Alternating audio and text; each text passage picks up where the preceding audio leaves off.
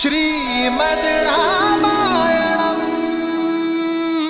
अयोध्या के युवराज की, अयोध्या के युवराज की, अयोध्या के युवराज की, अयोध्या के युवराज की, अयोध्या के युवराज की।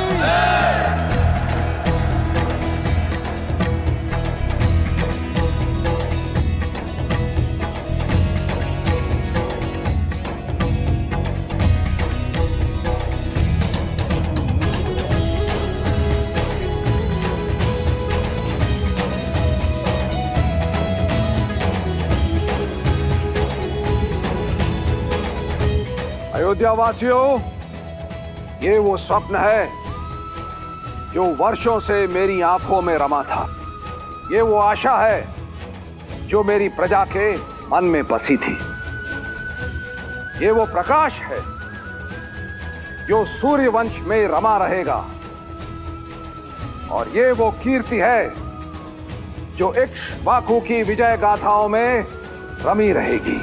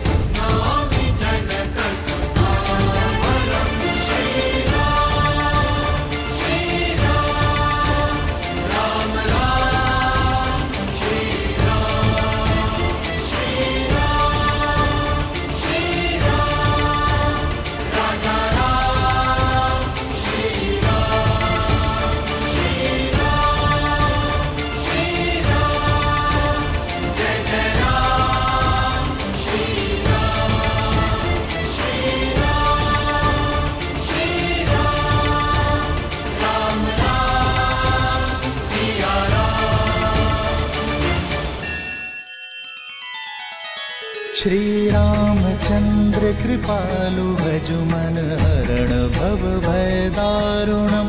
नव कंज लोचन कंज मुख कर कंज पद कंजारुणम।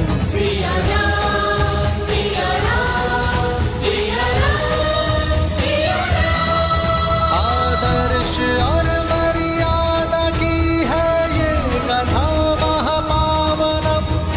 काट मद श्री से मिला दे श्रीमद् रामायणम। श्रीमद् रामायणम। सिया राम, सिया राम, सिया राम, सिया राम।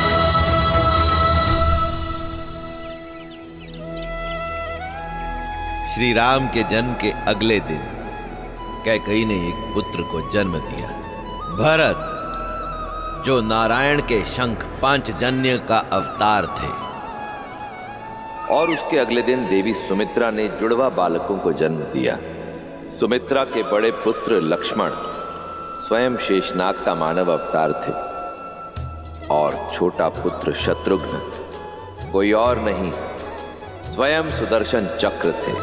बाल चरित चहु बंधु के बन कुल बहुरंग नृप रानी परिजन सुकृत मधुकर बारी बिहंग।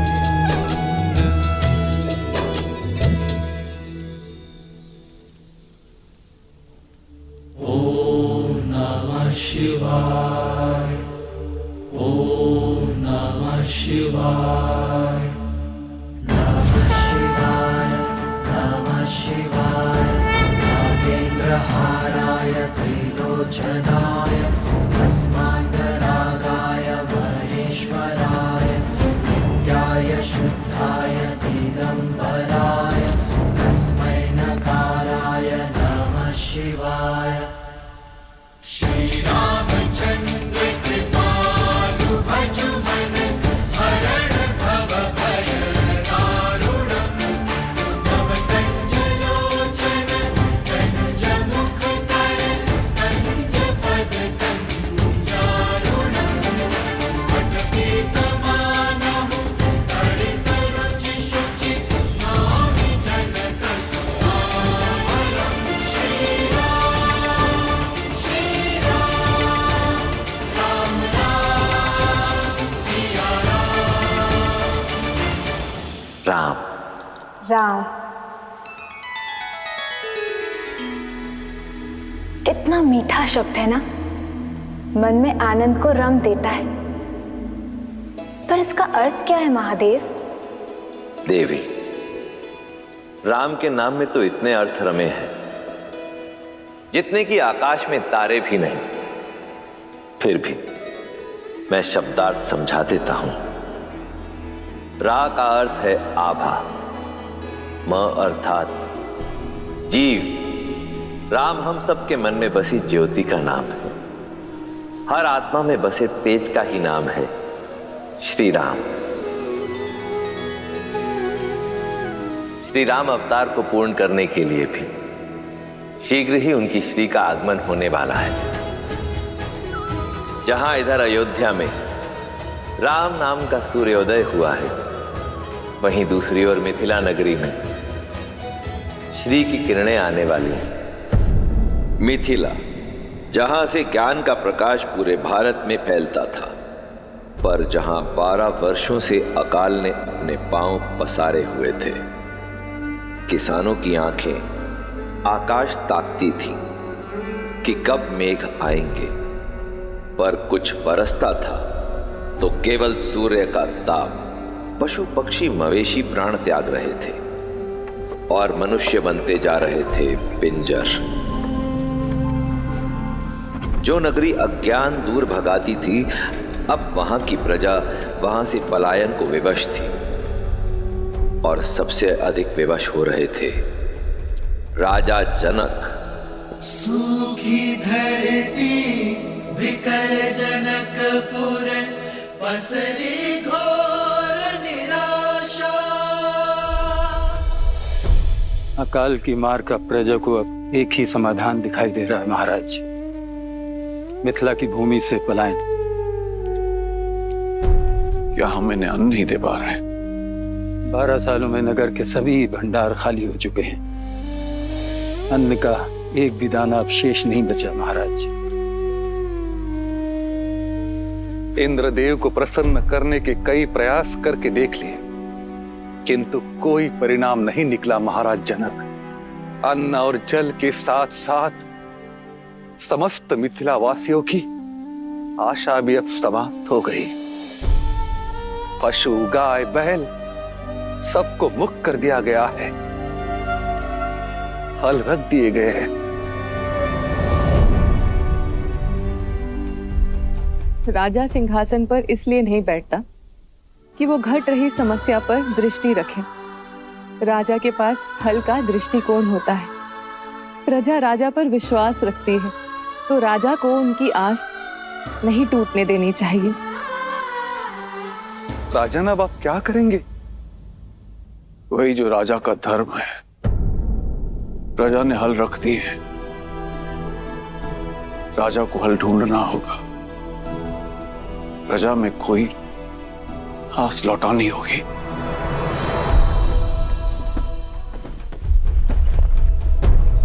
चले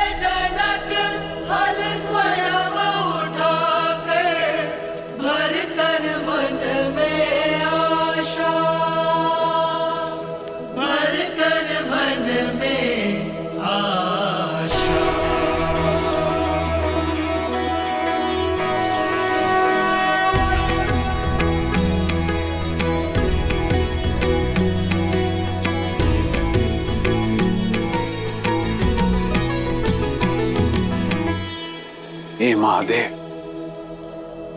मैं नहीं जानता कि मैं सफल हूंगा कि नहीं, किंतु मैं विश्वास दिलाता हूं, जिस मिथिला की धर्म की रक्षा हेतु आपने अपना ये महाधनुष पिना के यहां रखा है, उस धर्म की रक्षा का प्रयास करूंगा मैं। यदि वर्षा की अनुपस्थिति से यहां के खेत अपनी नमी खो चुके हैं, तो जनक अपने श्वेत से यहां की भूमि में नमी वापस लेकर आएगा। मेरा साथ दीजिएगा महादेव, मेरा साथ दीजिएगा।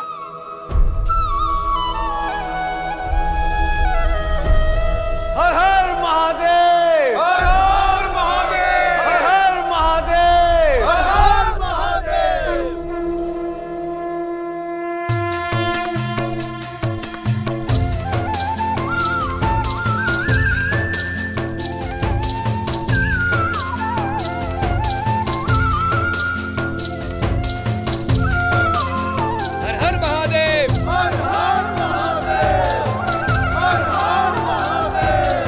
हर हर महादेव।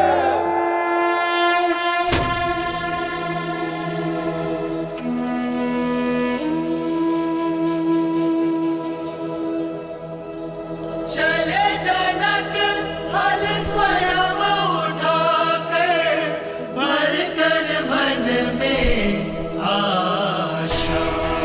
हर हर महादेव, हर हर महादेव।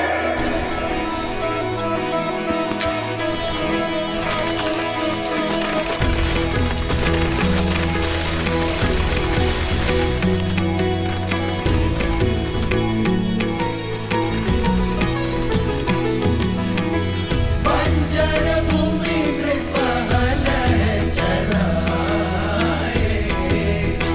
चारु कलश में संतति पाए।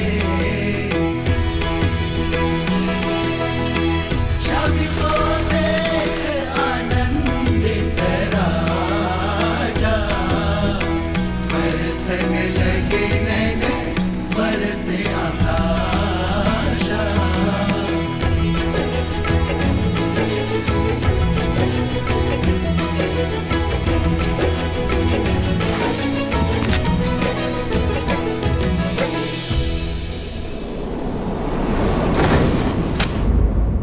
राजन,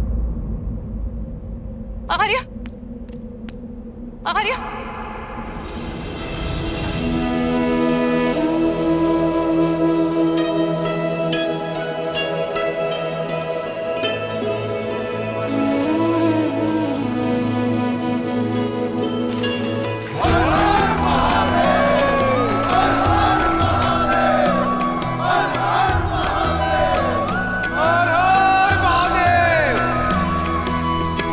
बंजर भूमि नृपहल चराए, चारु कलश में संतति पाए।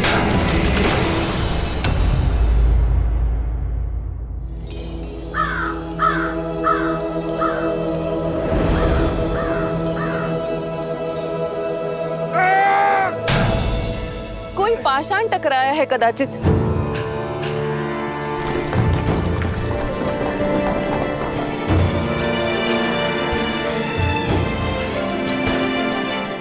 आर्य, यहाँ पेटी?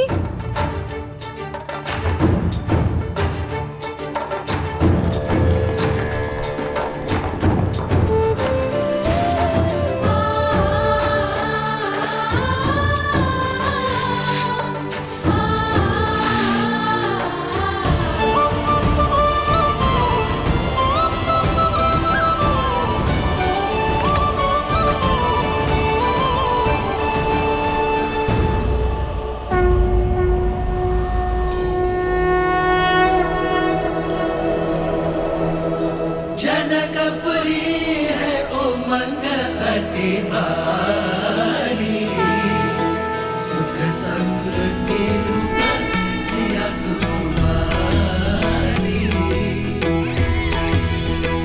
बेटी में संतान? दिव्य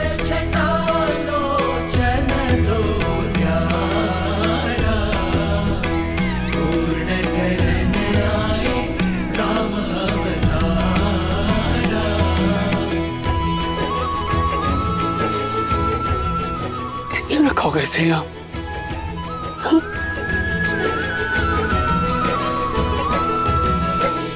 किसकी कन्या है ये? क्या कोई जानता है? किसका पाषाण हृदय है जो इस कोमल सी कन्या को यहाँ भूमि में गाड़ गया?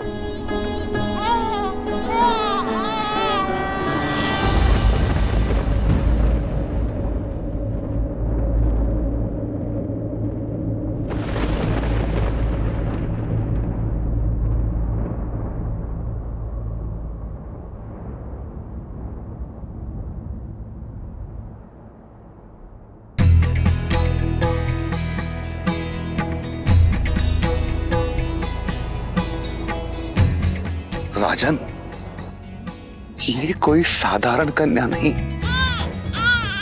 दिव्य है।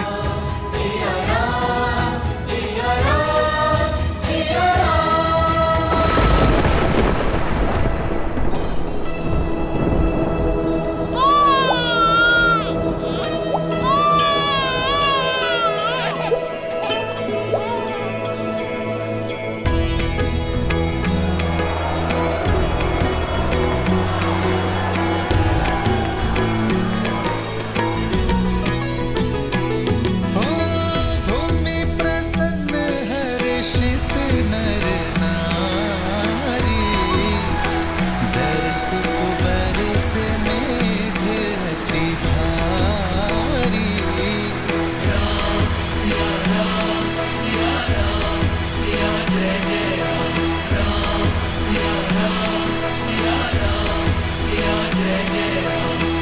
घड़ी पवन भई मिथिला पुनीता, प्रभुताज प्रगति श्री बंसीता।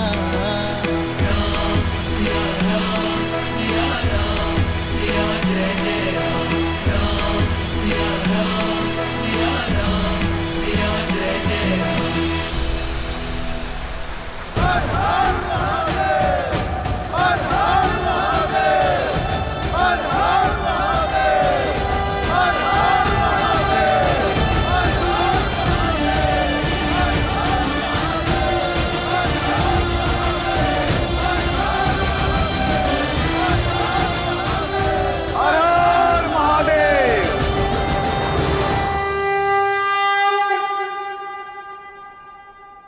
हे महादेव, मैं नहीं जानता कि कन्या कौन है, किंतु मेरा विश्वास है कि ये आपका आशीष है। जो कामना मेरे मुख से शब्द बनकर निकली वो आपने पूरी की, और जो मन में थी वो भी। आपने मिथिला को जीवन दिया है प्रभु, और मुझे जीने का सहारा। हे महादेव, मैं आपके इस पवित्र धनुष को साक्षी मानकर इस कन्या को अपनी आत्मजा स्वीकार करता हूं। आज से ये भूमिजा मेरी पुत्री हुई।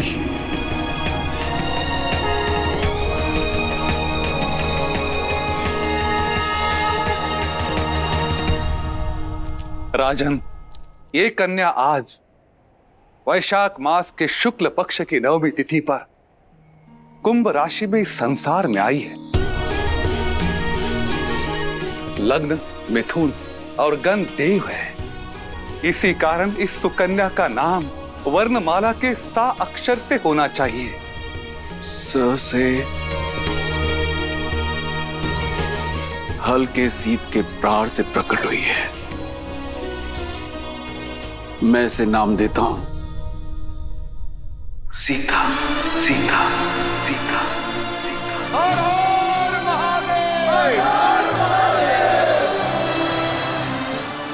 महाराज जनक की पुत्री जानकी, समस्त मिथिला में प्राण लाने वाली मैथिली,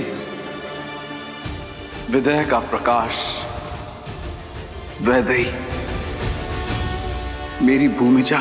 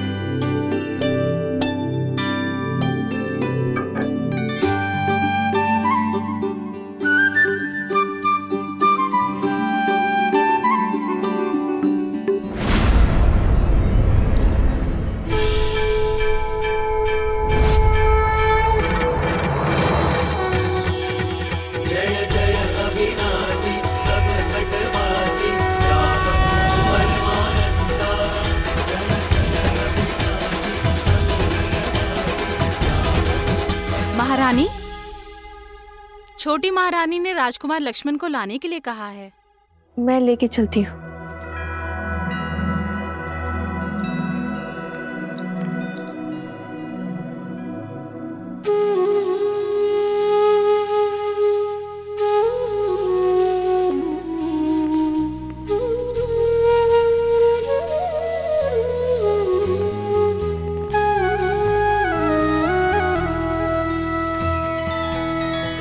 भगवान के अवतार का केवल नहीं गुणगान है, कैसे नारायण बने नर इसका पावन ज्ञान है। स्वयं प्रभु के हाथों से प्रसाद पाने का इससे अच्छा अवसर और क्या मिलेगा। राम,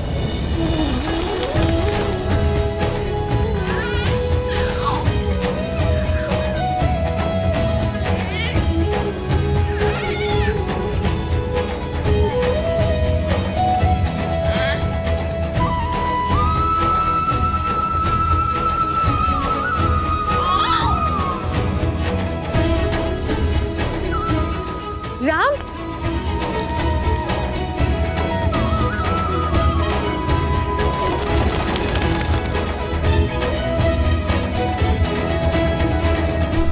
ये नहीं पुत्र, ये महाविष्णु का प्रसाद है।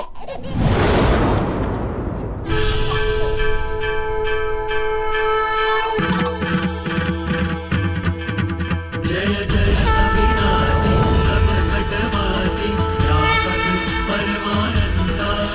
जय जय अविनाशी सब घटवासी व्यापक परमानंदा। अभिगत होती तम चरित पुनीतम मायारहित मुकुंदा। लीला की विना ये कैसी माया है? क्यों मुझे मेरे राम में आपकी छवि दिखाई पड़ती है? जयति सच्चिदानंद अविनाशी सब घटवासी व्यापक परमानंदा। अभिगत होती तम चरित पुनीतम मायारहित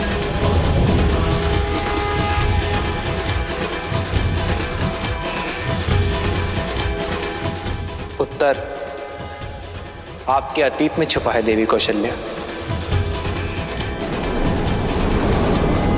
सतयुग में आप मां शतरूपा के रूप में जन्मी थी और महाराज दशरथ मनु गोमती नदी के तट पर कठोर तपस्या करके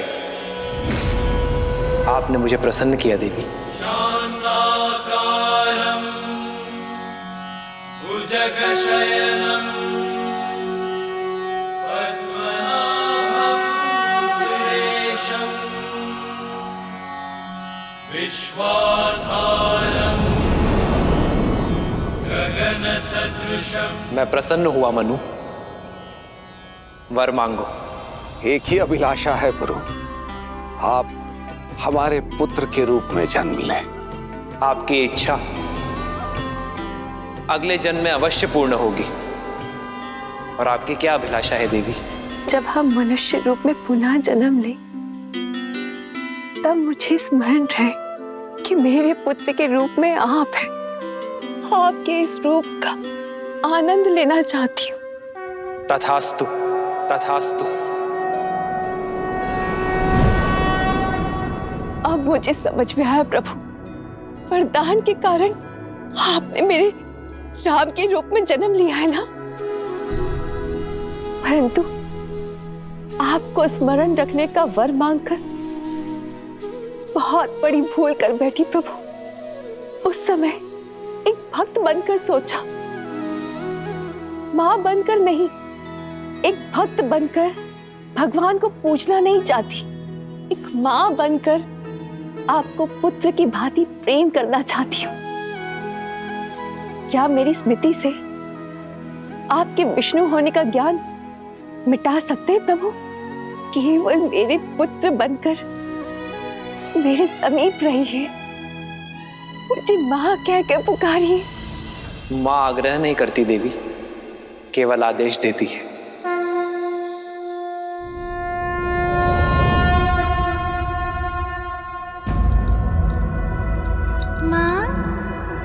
भगवान के अवतार का केवल नहीं गुणगान है, कैसे नारायण बने नर इसका पावन ज्ञान है।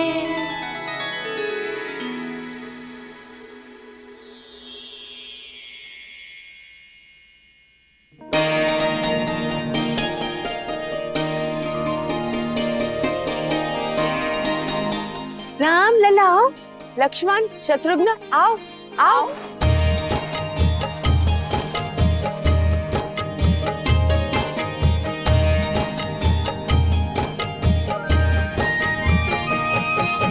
ठुमक ठुमक ठुमक ठुमक ठुमक ठुमक ठुमक ठुमक ठुमक चलत रामचंद्र ठुमक ठुमक ठुमक चलत रामचंद्र बाजत पैजनिया बाजत पैजनिया ठुमक चलत रामचंद्र बाजत पैजनिया बाजत पैजनिया।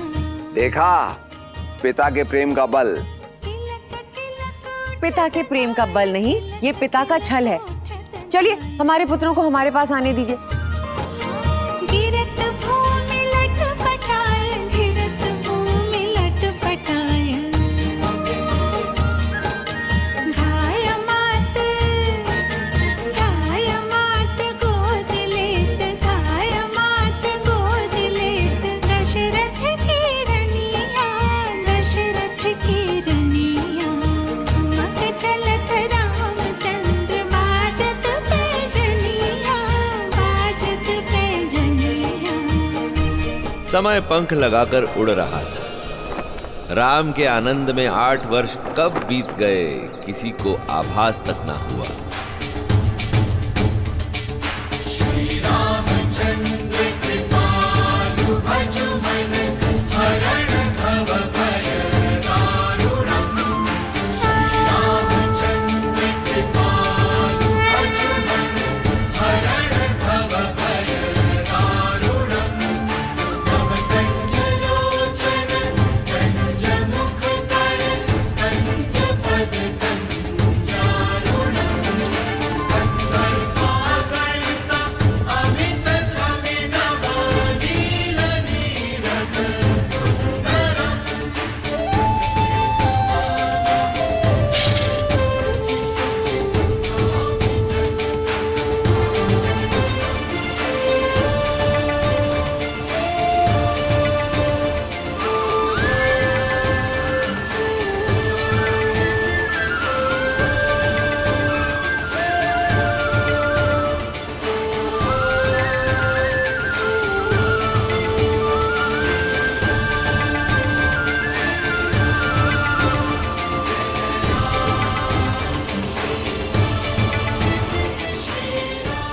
महाराज, चोरी इसी ने की है।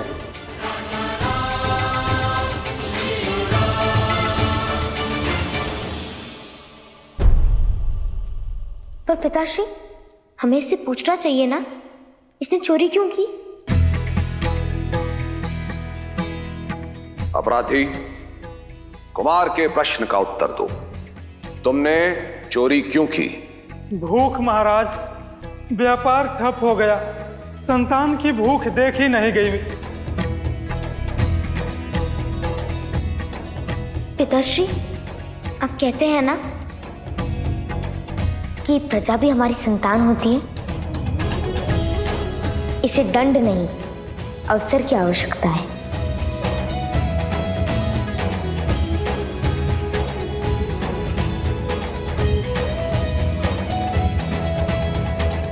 कुमार ने सही कहा। यदि संतान भूखी है तो दोष पिता का है। अयोध्या राज्य में यदि कोई भी भूखा है तो राज्य का कर्तव्य है कि उसे अनाज दिया जाए। इसे मुक्त कर दो और भंडार गृह में प्रहरी नियुक्त कर दो। महाराज दशरथ के न्याय की, महाराज दशरथ के न्याय की, महाराज दशरथ के न्याय की।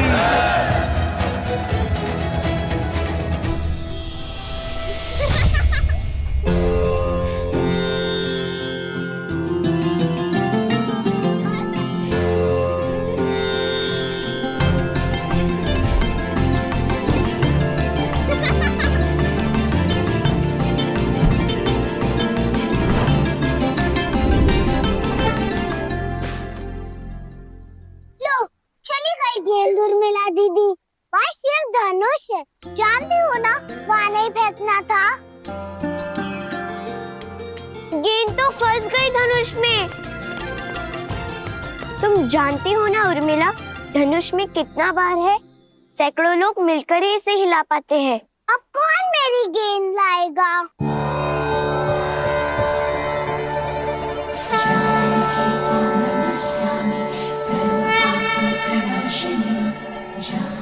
उर्मिला, वो देखो।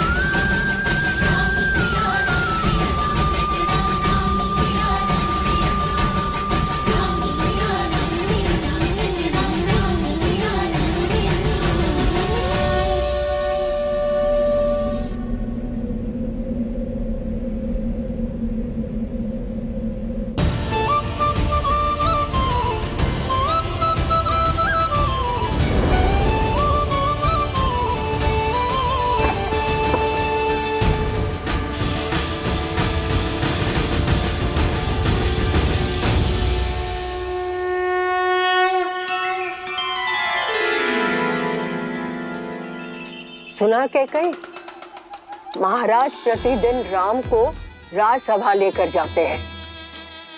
उन्हें लगता है कि राम का मुख उनमें करुणा जगाता है। ये तो अति शुभ है। राम मेरा सबसे बड़ा पुत्र है, अयोध्या का भावी युवराज है। यदि राम के कारण प्रेम और दया का भाव फैल रहा है तो उसमें समस्या क्या है? और भरत का क्या? भरत का क्या? भरत राम का छोटा भाई है। राम जैसा तेजस्वी भाई उसका नेतृत्व करेगा और उसके तीनों छोटे भाई उसकी सहायता। ये सोचकर ही मन आनंद से भर उठता है। क्या कर रही हो मंत्रा? सारे केश उखाड़ दोगी क्या? केशों के उखड़ने की पीड़ा है, अपने पुत्र के भविष्य की नहीं। कैकई, राम के पास तो है ना महारानी कौशल्या, पर तुम राम के फेर में अपने जन्मे पुत्र को भूल बैठी हो। कैकई, राम के अतिरिक्त भी कुछ सोचा है? भरत की शिक्षा दीक्षा का समय हो गया है, क्या वो योग्य बन पाएगा? बात तो बिल्कुल सही कह रही हो मंत्रा।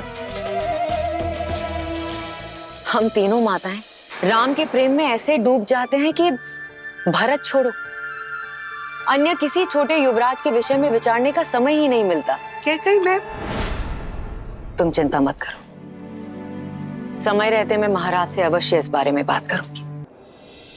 कैकई, मेरा पुत्र राम कितना विलक्षण है।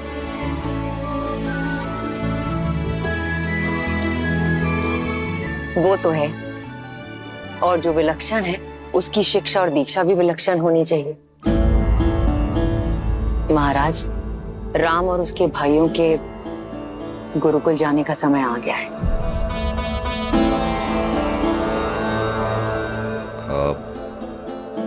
मुझे एक आवश्यक कार्य याद आ गया।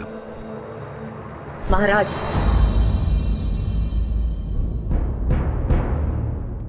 अपनी संतान की शिक्षा से अधिक आवश्यक क्या कार्य हो सकता है महाराज?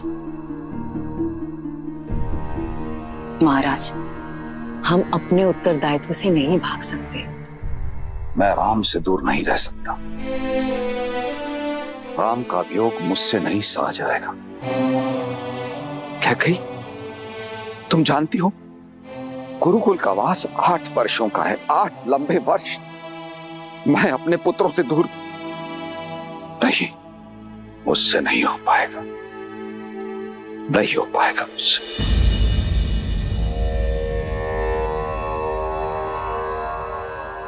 आप भी तो गए थे, मेरा भाई भी गया था। महाराज, हम अपने स्वार्थ के लिए अपनी संतान के भविष्य को नहीं बांध सकते हैं। एक चिड़िया भी अपनी संतान को उड़ना सिखाती है, उसके पंख नहीं काटती। आप बताइए मुझे, समस्या क्या है?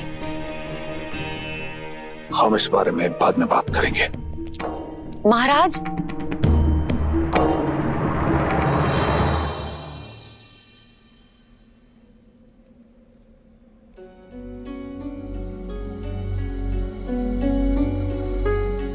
अपने कर्म फल से मुक्त नहीं हो पाओगे।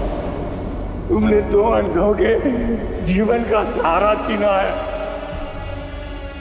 श्रवण की भांति अपने धर्म रक्षक पुत्र के वियोग में तरस तरस कर मरोगे तुम। पिता महाराज,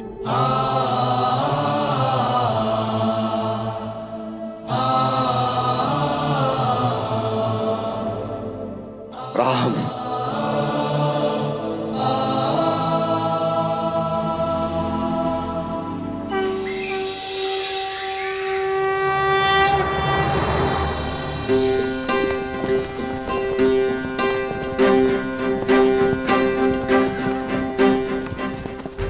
या कस के पकड़ो, आंखें लक्ष्य पर,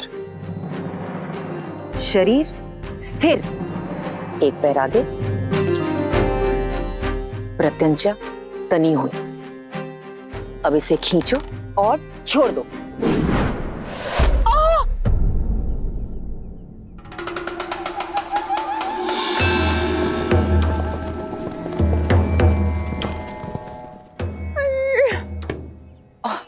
मंत्रा, मर गई। क्या कर रही थी वहां छिपकर? अवश्य चोरी से छुपकर कुछ खा रही थी तुम। नहीं क्या कही, मैं चोरी करने नहीं आई थी, नींद तोड़ने आई थी। लेकिन तुम्हारे इस दुष्ट राम ने ना मेरे प्राण हर लिए। मंत्रा, सावधान, सावधान, जो मेरे राम को दुष्ट कहा। खिलौने वाले बाण से किसी को चोट लग सकती है क्या? और यदि ये बाण सत्य का होता तो? किंतु सत्य का नहीं है। अब जाओ यहाँ से। क्षमा, मेरी भूल को क्षमा कर दीजिए मंत्रा दादी। हट। अगर लक्ष्य साधना नहीं आता क्यों बाण चलाते हो? मंत्रा,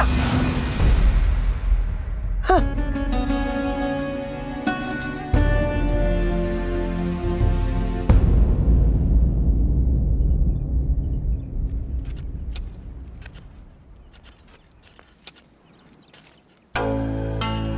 आप जानते हैं महाराज, आज क्या हुआ?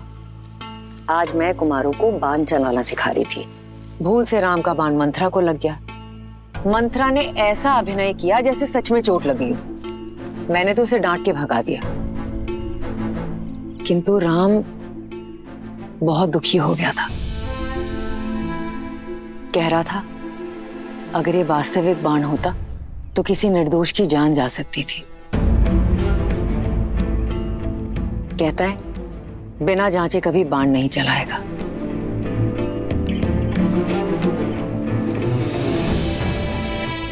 देखा था मैंने वो दृश्य। ठीक कहता राम, बिना जांचे परखे बाण नहीं चलाना चाहिए। जानती हो क्या कही, इस पौधे को मैं बरगद की छांव से निकालकर यहां क्यों लगा रहा हूं? ताकि ये पनप सके। अपने पिता की छांव में इसे छाया तो अवश्य मिलेगी, किंतु इतना बड़ा नहीं होगा कि किसी और को छाया दे सके। तुमने ठीक कहा था कैकेयी। मेरे पुत्रों को हर शिक्षा सही रीति से मिलना आवश्यक है। पुत्र मोह में आकर मैं अपने उत्तरदायित्व से भाग रहा था, अपने पुत्रों की शिक्षा और विकास में बाधा बन रहा था। मुझे क्षमा कर देना कैकेयी। महाराज, अब चाहे मुझे अपने मन पर पत्थर ही क्यों न रखना पड़े, मैं अपने पुत्रों को शिक्षा हेतु गुरुकुल अवश्य भेजूंगा। ॐ यज्ञोपवीतं परमं पवित्रम् प्रजापते यत्सर्हजं पुरस्तात् आयुष्यं प्रतिमुञ्च शुभ्रम् यज्ञोपवीतं बलमस्तु तेजः। इस उपनयन संस्कार के साथ आपकी शिक्षा प्रारंभ हुई।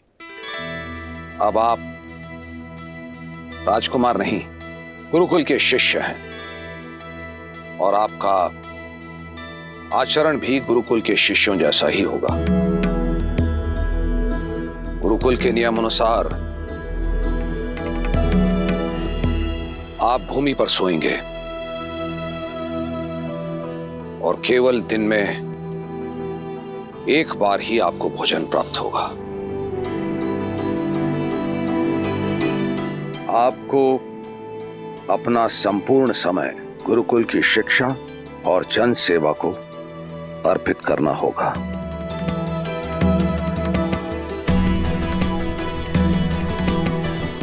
आयुष्मान भव। पुत्र, अपना ध्यान रखना। जी पिताश्री, मैं अपना और अपने भाइयों का ध्यान रखूंगा। राम, आज से गुरुदेव तुम्हारे पिता और उनकी पत्नी अरुंधति तुम्हारी माता। उनका आदर, आज्ञा का पालन और सेवा करना ही तुम्हारा धर्म है पुत्र। एक वीर योद्धा बनकर लौटना पुत्र, जिसका हर बाण लक्ष्य साधे। वो रघुवंशी बनना जिनका धर्मी रक्षा और सेवा हो। आयुष्मान भव, प्रसन्न रहो।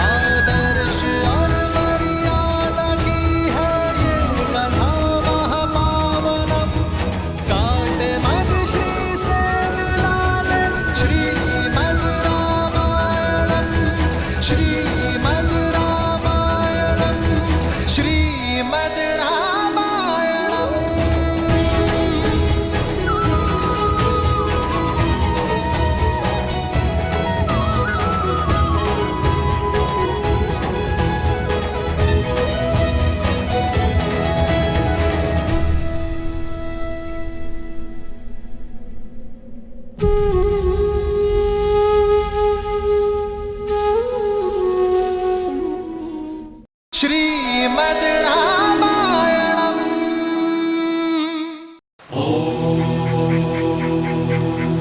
शांति शांति शांति।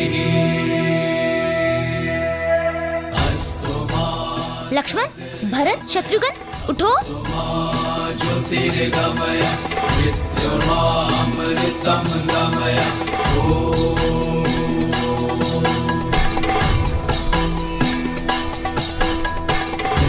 शांति अंतरिक्ष शांति पृथ्वी शांति आपः शांति उषतयः शांति। ओम शांति शांति शांति।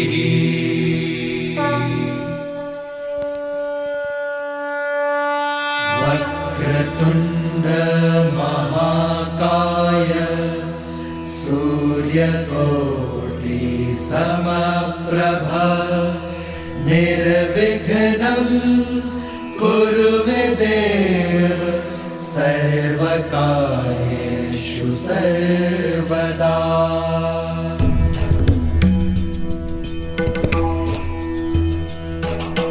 वक्रतुण्ड महाकाय सूर्यकोटि समप्रभ निर्विघ्नं कुरु मे देव सर्वकार्येषु सर्वदा सर्वकार्येषु सर्वदा। श्री गणपते नमः। श्री गणपते नमः। क्या कोई शिष्य मुझे बता सकता है हर शुभ कार्य के प्रारंभ में गणेश वंदना क्यों की जाती है? क्योंकि गणेश प्रथम पूज्य है। परंतु वो विद्यापति भी तो हैं। क्योंकि गणेश जी को माता पार्वती से अष्ट सिद्धि और नव निधि मिली है। उत्तर अच्छा है पुत्र, परंतु पूर्ण नहीं है। राम, तुम्हें क्या लगता है? गुरुदेव, श्री गणेश केवल देवता नहीं है, उनका रूप अपने आप में ही एक पाठ है। कैसे विद्या अर्जित की जाए और सहेजी जाए। उनके बड़े बड़े कान प्रतीक है कि गुरु की कही छोटी से छोटी बात भी ध्यान से कान लगाकर सुननी चाहिए। इनकी लंबी नाक जिज्ञासा और उत्सुकता को दिखलाती है और इनके शुक्र नेत्र छोटी से छोटी वस्तु को सूक्ष्मता से देखने की सीख देती है। जब हम किसी वस्तु को ध्यान से देखते हैं तो हमारी आंखें भी सिकुड़ जाती है ना? हाँ भैया। और इनका बड़ा सिर बुद्धि और ज्ञान के भंडार को दर्शाता है और इनके सूंड के नीचे छुपा मुख यह सिखाता है कि एक शिष्य को बोलने से अधिक ग्रहण करने पर बल देना चाहिए। जिसके अंग अंग में विद्या पाने की सीख हो वो विद्यापति तो होंगे ही ना। अद्भुत अद्भुत राम, इतना सुंदर वर्णन गणेश जी का कोई कर ही नहीं सकता। शिष्यों, आप लोग अपना अपना स्थान ग्रहण कीजिए। अब आप सभी मेरे साथ साथ ऋग्वेद का ये श्लोक दोहराओ। ओम अग्निमीले प्रोहितम यज्ञस्य देव मृत्युजम होतारम रत्न धातुमम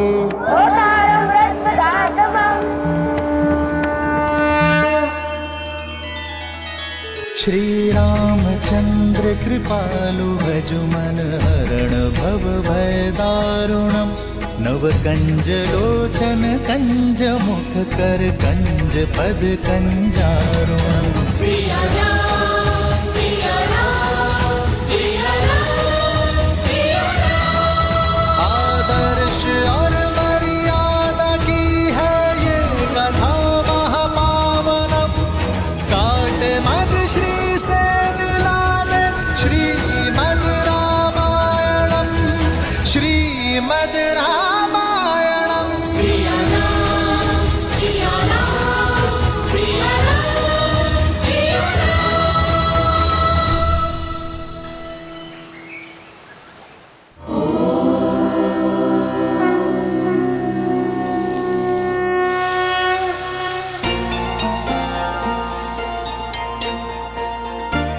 क्या कर रही हो माता? स्वास्तिक बना रही हूँ सीता। इसे क्यों बनाते हैं? स्वास्ति से बनता है स्वास्तिक शब्द, अर्थात सब शुभ हो। ये केंद्र बिंदु से 4 रेखाएं खींचते हैं जो 4 पुरुषार्थों के सूचक हैं। ये धर्म, ये अर्थ, कर्म और ये मोक्ष। स्मरण, इन्हें बाहर से भीतर की ओर ही खींचते हैं। अब दक्षिण से वाम की ओर ये 4 मुक्तियों की कामनाओं की रेखाएं खींचते हैं। ये है सालोक्य, अर्थात भगवान के लोक में रहना। ये है सामीप्य, अर्थात भगवान के समीप रहना। ये है सारूप्य, अर्थात भगवान के रूप में एकाग्र हो जाना।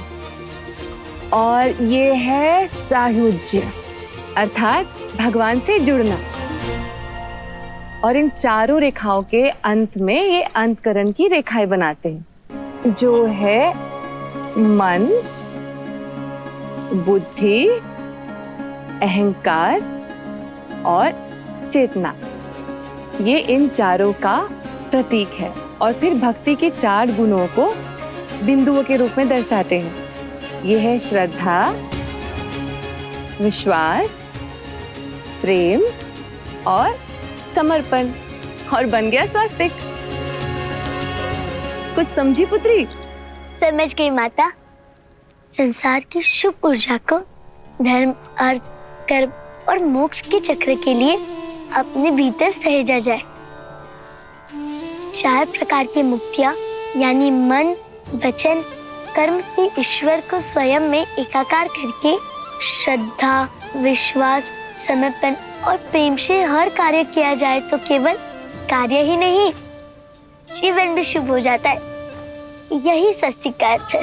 अद्भुत मेरी पुत्री। मैं तो वही बताती रही जो मैं जानती थी, पर तुमने तो इसका वास्तविक अर्थ ही पहचान लिया।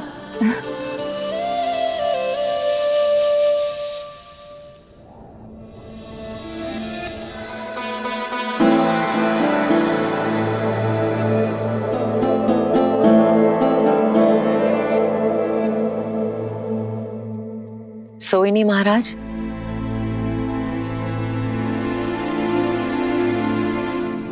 मुझसे मेरे नेत्र दूर हो गए हैं क्या कहीं? मुझे मेरे पुत्रों की याद सता रही है,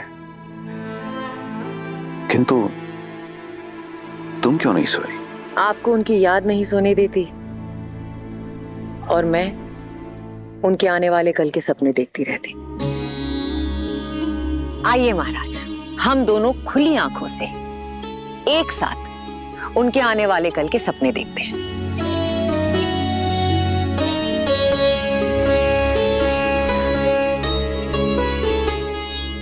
मुझे तो हर पल राम की चिंता है। समझ नहीं पा रहा हूं कि एक पिता होकर मैं अपने पुत्रों के लिए इतना चिंतित हूं, किंतु एक मां होकर तुम। जो आपके लिए चिंता है वही मेरे लिए मेरा संतोष है, मेरी सहजता है कि मेरा राम वहां है अपने भाइयों के साथ।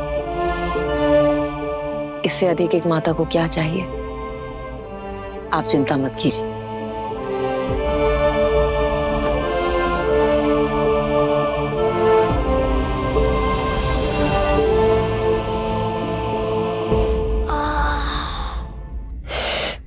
कितने थक गए ना लक्ष्मण भैया आज। व्यायाम, शस्त्र शिक्षा, बस इतने से में थक गए शत्रुघ्न। हाँ, बहुत पीड़ा हो रही है भैया। पीड़ा और आनंद शरीर से नहीं, मन से जुड़ी होती है शत्रुघ्न। मन को पीड़ा से परे कर लो, पीड़ा होनी बंद हो जाती है।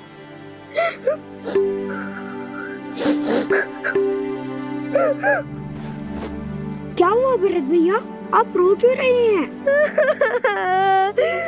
घर का स्मरण हो रहा होगा। क्या भरत भैया, आप हमसे बड़े हैं और बड़े रोते थोड़ी हैं, है ना?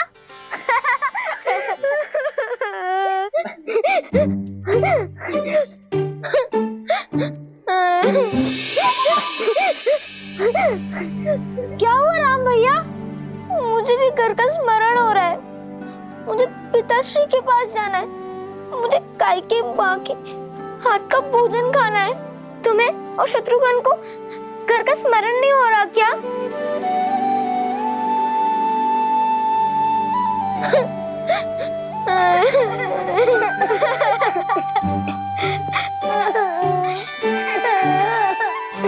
चुप हो जाओ शत्रुघ्न, रो मत। आप ही ने तो हम सबको रुलाया है घर की याद दिला के।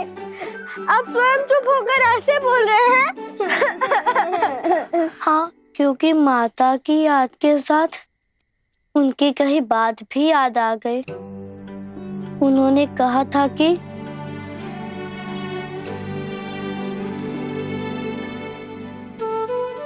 उनकी अनुपस्थिति में राम भैया हमारे माता और पिता होंगे। यहाँ आश्रम में भी, महल में भी और सारे संसार में भी, है ना भैया?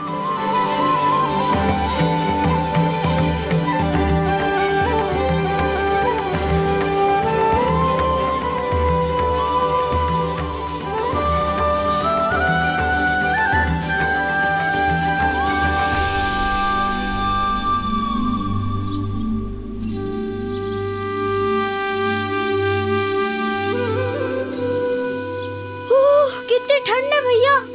इस समय तो हम लोग अयोध्या में मीठी मीठी सी नींद ले रहे होते। कहाँ वो नर्म सैया, कहाँ ये शीतल जल। इस समय कौन नदी में कूदेगा? मुझे तो बहुत ठंड लग रही है। मैंने कहा था ना, सब मन में। अब अपने मन से ये भय निकालो और मेरा हाथ पकड़ के कूद जाओ। एक बार पानी में भीग जाओगे ना तो ये शीतल जल भी अच्छा लगने लगेगा। मैं आपका हाथ पकड़ूंगा भैया। क्यों? हाथ पकड़ के आप उनमें साहस भर देंगे। उन्हें क्या डर लगता है? सच में लक्ष्मण, जल से भय तो लगता है मुझे। अगर भरत हाथ पकड़ेगा तो थोड़ा साहस बढ़ जाएगा। मेरा हाथ पकड़ो भरत।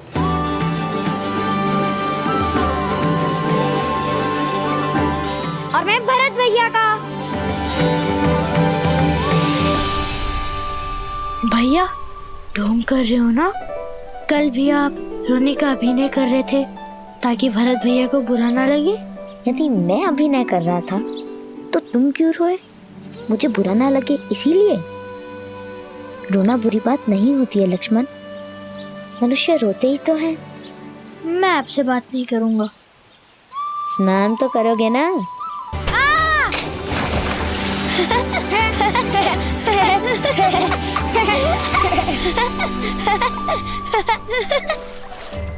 जी भैया।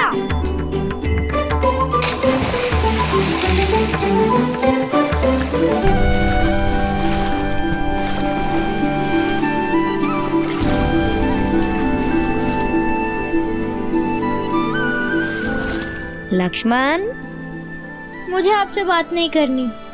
आप सदा भरत भैया का पक्ष लेते हैं। उनके पास शत्रुघ्न है पर उन्हें आप भी चाहिए। उनके पास कैकेयी माँ है पर उन्हें कौशल्या माँ भी चाहिए।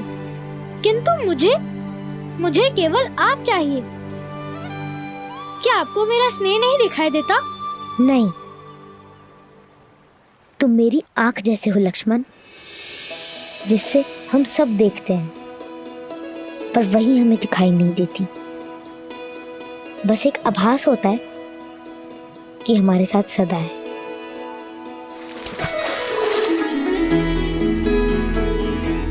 मेरे बुद्धू भाई, मैं भरत का साथ इसलिए देता हूँ क्योंकि उसको मेरी आवश्यकता है, पर तुम मेरी आवश्यकता हो।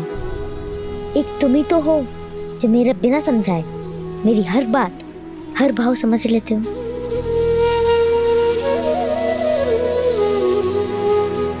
फिर भी मुझसे अधिक प्रेम आप भरत भैया को ही करते हैं। चाहे कितना भी प्रयत्न कर ले, मुझे स्वयं से दूर नहीं कर पाएंगे। और क्यों नहीं समझूंगा, छाया हूँ आपकी। तुम छाया नहीं हो मेरी, क्योंकि छाया तो अंधकार में साथ छोड़ देती है ना। तुम मेरी आत्मा हो। अगर तुम रूठे तो मैं नहीं।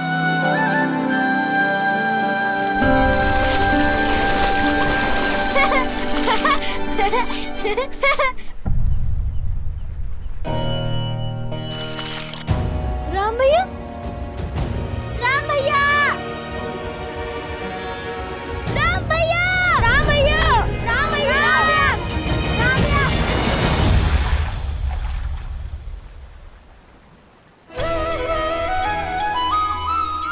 तो यही हूँ।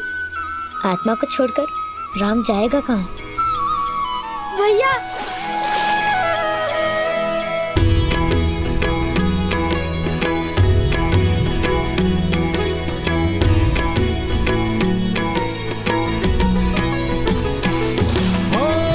नर नारायण सरी से सुभ्राता, जगपालक विशेषी जन त्राता।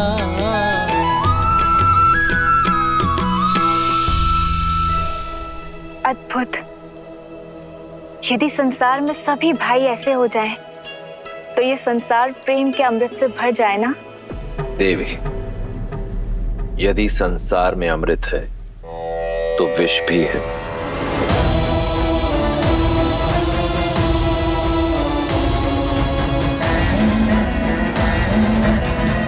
प्रकाश है तो अंधकार भी।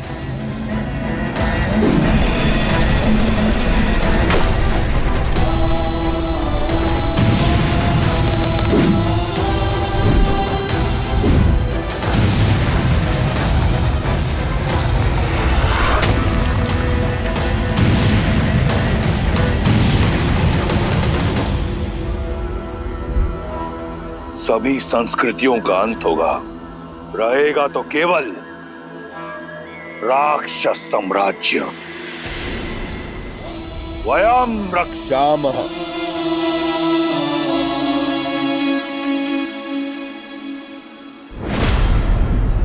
कुंभकर्ण,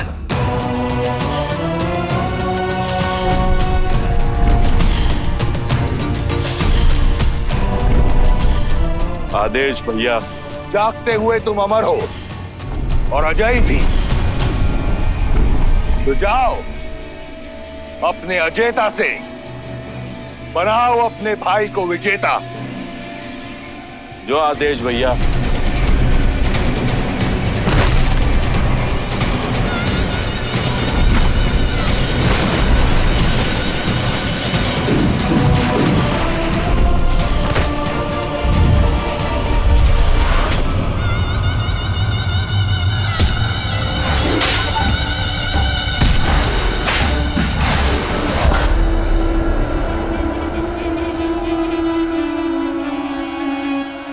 बचा मारो।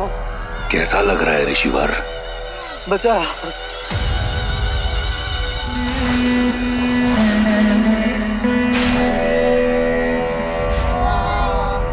इतना तड़पाओ इन ऋषियों को कि देवताओं को भूलकर राक्षसों को पूछने लगे।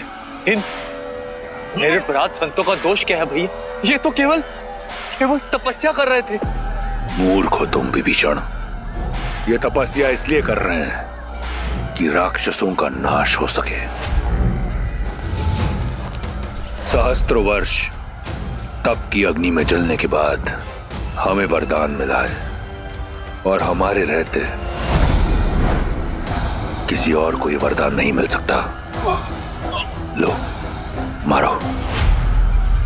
भैया भैया, इन्हें छोड़ दीजिए। ये महापाप है भैया, इन्हें छोड़ दीजिए भैया, इन्हें जाने दीजिए। आज तक पाप की परिभाषा देवताओं ने दी है, आज से पुण्य की परिभाषा राक्षस लिखेंगे।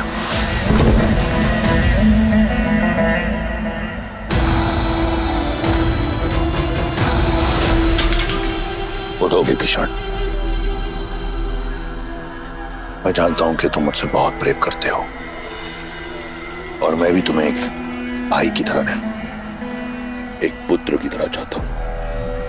इसलिए तुम्हें यहां लेकर आया हूं, ताकि तुम देख सको, समझ सको कि राक्षस संस्कृति है क्या, और कुछ ऐसा करो कि रावण को भी विभीषण पर गौरव हो। किंतु भैया, मैं स्वयं आपको अपने अंत की ओर जाते नहीं देख सकता। आप इतने महापाप कर रहे हैं भैया कि मुझे आपके लिए डर लग रहा है भैया। भैया, इससे पहले कि आपका अंत हो, आप मेरा अंत कर दीजिए। आप मुझे मार दीजिए भैया, आप मुझे मार दीजिए। मूर्ख हो तुम विभीषण। कौन मार सकता है तुम्हारे भाई को? ना देवता ना असुर, न राक्षस न यक्ष न गंधर्व न किन्नर न पशु न पक्षी न नाग न कीट न भूत न पिशाच न विताल नर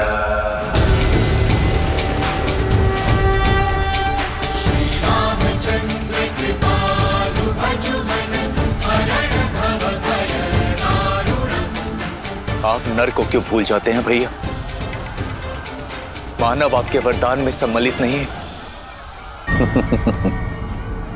विभीषण, मानव जैसा तुच्छ प्राणी तुम्हारे भाई का कुछ नहीं बिगाड़ सकता।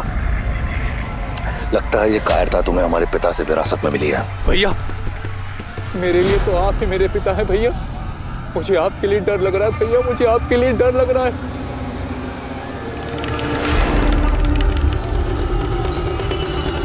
तुम्हें मेरे लिए डरने की आवश्यकता नहीं। कुछ नहीं होगा तुम्हारे भाई को, और तुम्हारे इस डर को काटने का मार्ग ढूंढ लिया है मैंने।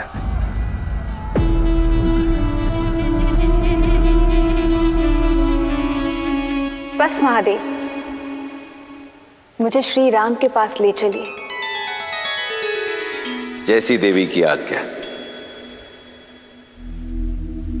नर रूप में नारायण गुरु वशिष्ठ के आश्रम में भविष्य में आने वाली चुनौतियों का सामना करने के लिए प्रशिक्षित हो रहे थे।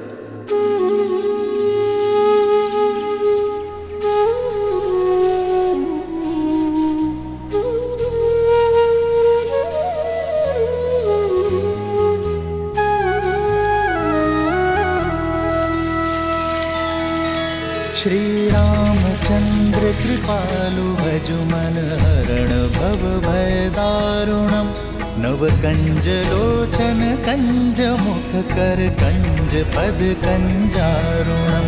भगवान के अवतार का केवल नहीं गुणगान है, कैसे नारायण बने नर इसका पावन ज्ञान है। सिया राम सिया राम सिया राम सिया राम।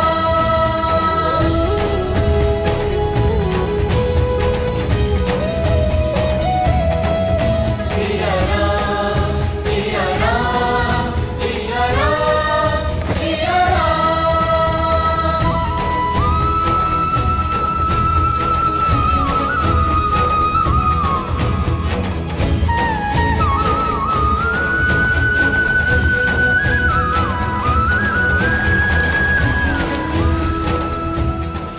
कितने सुंदर पुष्प है, तोड़ लेता हूँ। नहीं भरो, बिना बात के किसी चीज को तोड़ना नहीं चाहिए, ठीक है?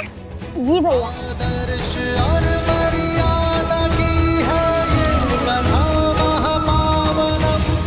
काट मद श्री से मिलाले श्रीमद् रामायणम श्रीमद् रामायणम श्रीमद् रामायणम। सिया राम सिया राम सिया राम सिया राम सिया राम सिया राम सिया राम सिया राम।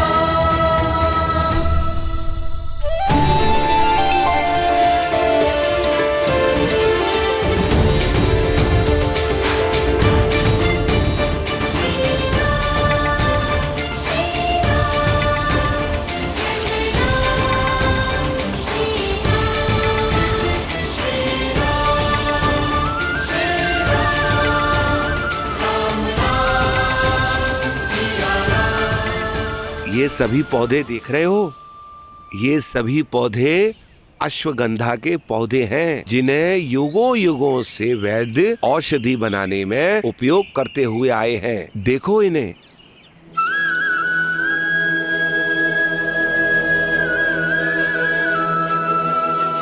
आइए, मैं आपको और औषधि के पौधे दिखाता हूँ। आइए।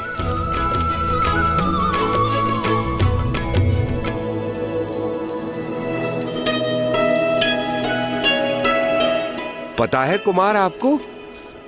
कुमार कुमार अरे कुमार,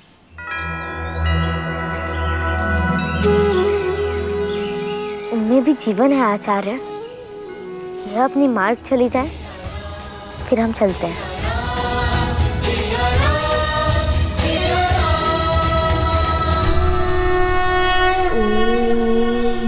त्र्यम्बकं यजामहे सुगन्धिं पुष्टिवर्धनम् उर्वारुकमिव बन्धनान् मृत्योर्मुक्षीयमामृतात्।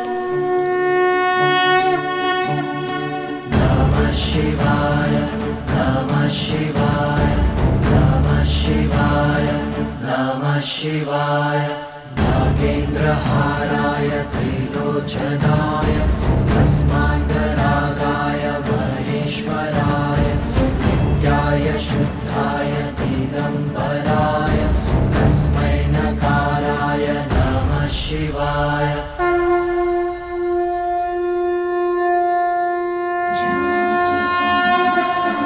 सर्वपापप्रणाशिनी जानकी त्वं नमस्यामि सर्वपापप्रणाशिनी जानकी त्वं नमस्यामि सर्वपापप्रणाशिनी।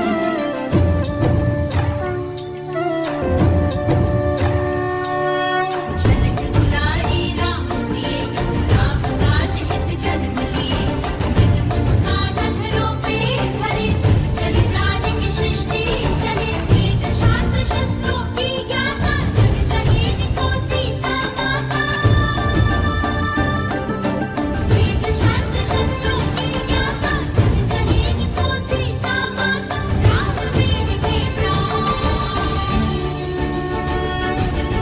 राम सिया राम सिया राम जय जय राम राम सिया राम सिया राम सिया राम सिया राम जय जय राम राम सिया राम सिया राम सिया राम सिया राम जय जय राम राम सिया राम सिया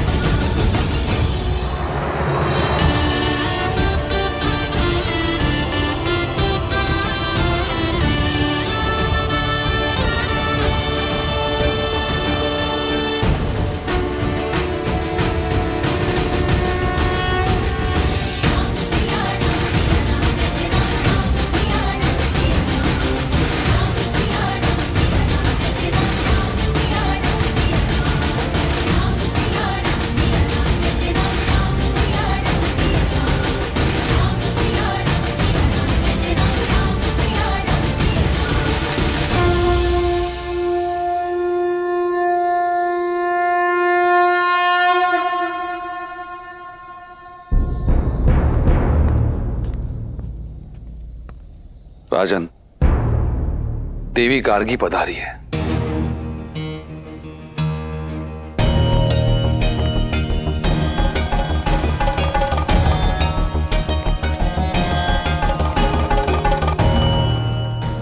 देवी गार्गी?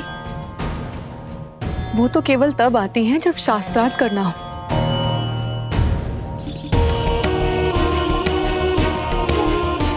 और इस समय मिथिला में ऐसा कोई विद्वान नहीं जो उनके समक्ष खड़ा होने का साहस कर सके। यदि चुनौती ना मिली तो ज्ञान का केंद्र होने का मिथिला की प्रतिष्ठा माटी में मिल जाएगी। आर्य,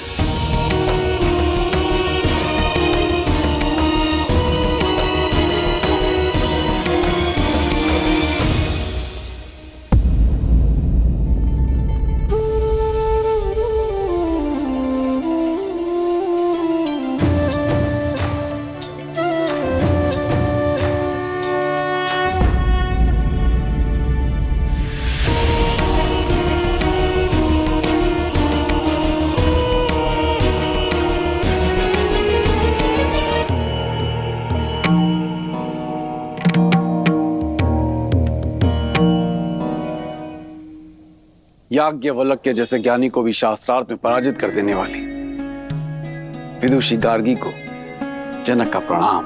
मैं यहाँ प्रणाम पाने नहीं आई हूँ राजर्षि जनक, मैं शास्त्रार्थ करने आया हूँ।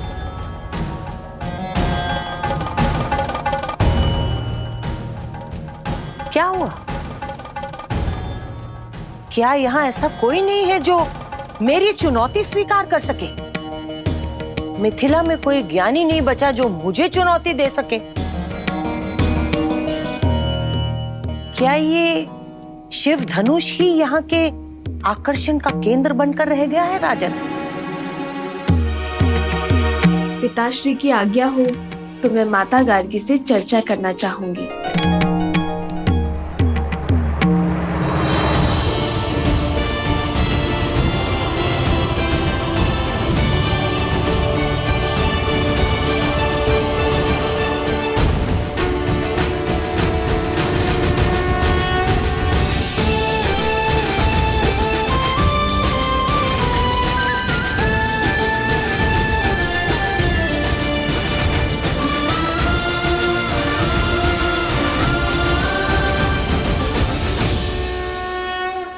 ये वही बालिका है ना जिसने बचपन में खेल खेल में ही शिव धनुष उठा लिया था?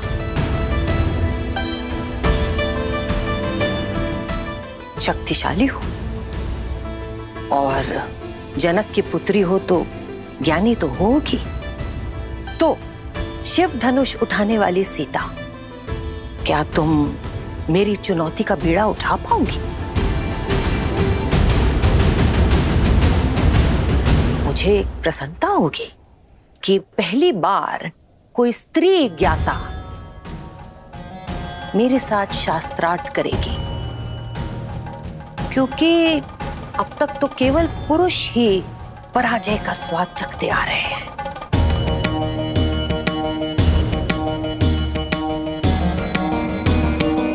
पराजय विजय तो युद्ध क्षेत्र में होती है ना माता? ज्ञान के क्षेत्र में तो विचारों का संगम होता है, और आपसे कुछ ज्ञान का अंश ग्रहण कर पाना मेरे लिए सौभाग्य होगा।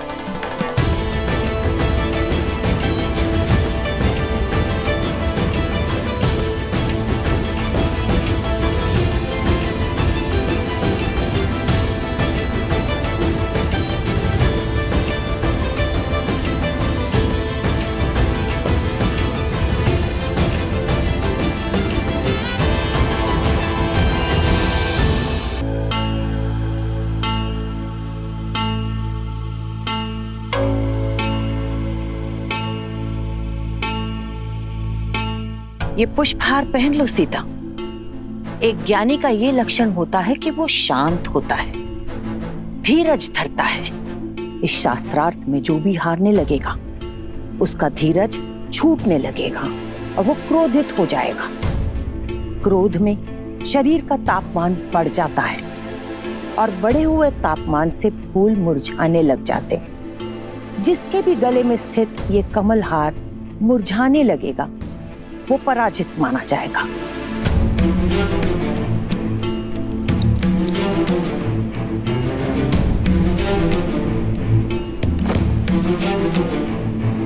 जो आज्ञा माता, परंतु मेरा ध्यान तो केवल आपसे अर्जित ज्ञान पुष्प पर ही रहेगा।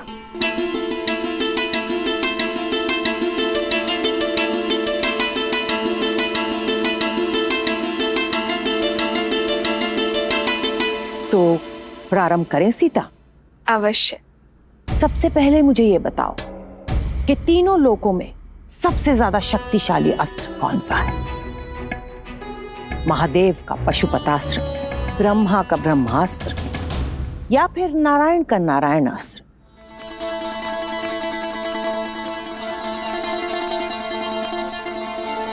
करुणा, करुणास्त्र से बड़ा कोई अस्त्र नहीं है माता। करुणा का अस्त्र, ये कौन सा अस्त्र होता है सीता? हम अस्त्र क्यों बनाते हैं माता? सब पर विजय पाने के लिए ना। पर जिसके पास करुणा हो, सबकी पीड़ा समझने का भाव हो, वो इस संसार में सबको अपना बना सकता है। और जिसके सब अपने हो, उसे किसी भी अस्त्र की क्या आवश्यकता है माता?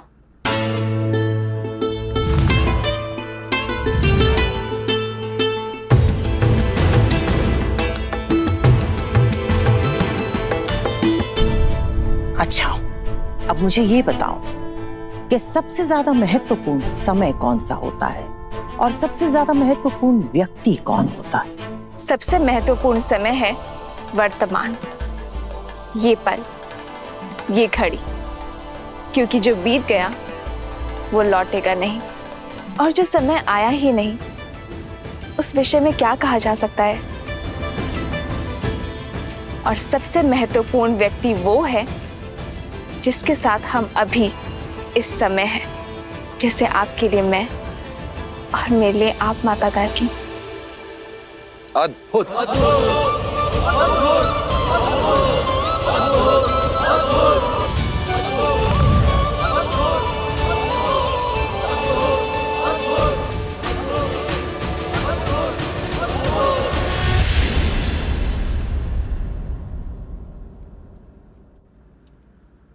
प्रकाश से भी ज्यादा अधिक वेग किसका है?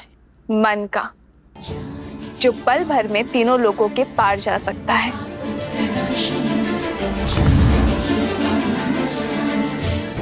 सबसे ज्यादा पवित्र क्या है? अग्नि, जिसका भोग लगाती है उसे पवित्र कर देती है। सबसे ज्यादा शुभ क्या है?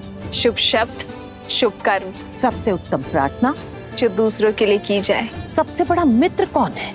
विवेक, जो सदा शुभ मार्ग पर ले जाता है। सबसे बड़ा शत्रु? अहंकार। सबसे ज्यादा सुंदर आभूषण कौन सा है? विनम्रता। सबसे बड़ा पराक्रम? त्याग। सबसे बड़ी विजय? स्वयं पर।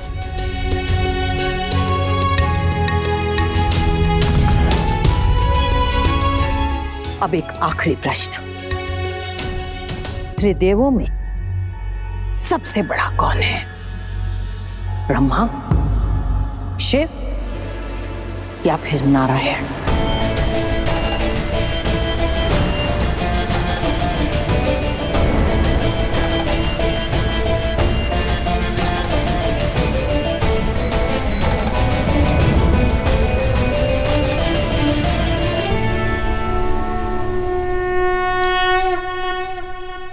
नर।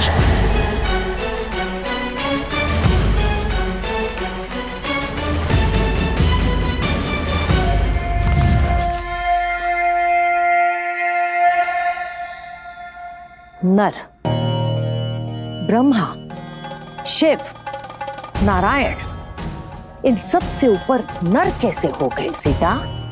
जिस नर में करुणा हो वो नर ब्रह्म समान है, क्योंकि करुणा से ही तो हर शुभ वस्तु उत्पन्न होती है ना माता। जिसमें त्याग हो वो शिव जैसा है, और मर्यादा उसे नारायण जैसा संतुलन स्थापित करने की शक्ति देता है। तो जिस नर में ये तीनों गुण हो वो नर त्रिदेव जैसा महान बन सकता है देवी।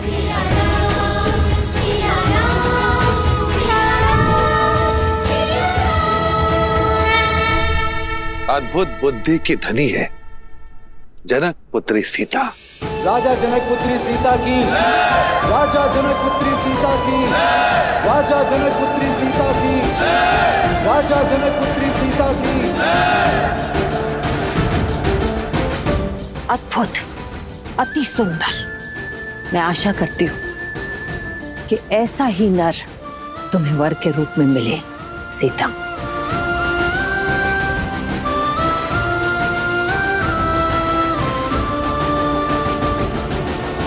मैं यहाँ शास्त्रार्थ करने के लिए तो आती रही हूँ राजा जनक, पर इस बार शास्त्रों का और जीवन का जो ये नया रूप मुझे सीता ने समझाया है, मैं इससे बहुत प्रभावित हुई हूं।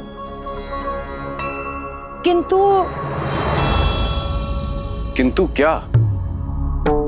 मुझे आपके लिए बहुत चिंता हो रही है राजन। ऐसा क्यों कह रही हैं आप देवी गार्गी?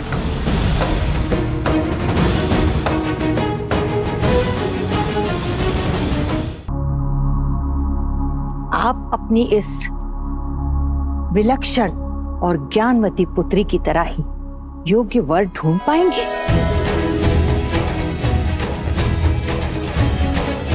जो सीता की तरह ही इतना योग्य हो कि कभी भी किसी भी तरह की परीक्षा के लिए हमेशा सज्ज रहे। जो वीर तो हो परंतु उसके अंदर करुणास्त्र हो, जिसके मन में मर्यादा हो और कर्म में आदर्श। आपकी इस लक्ष्मी जैसी पुत्री के लिए नर में नारायण हो।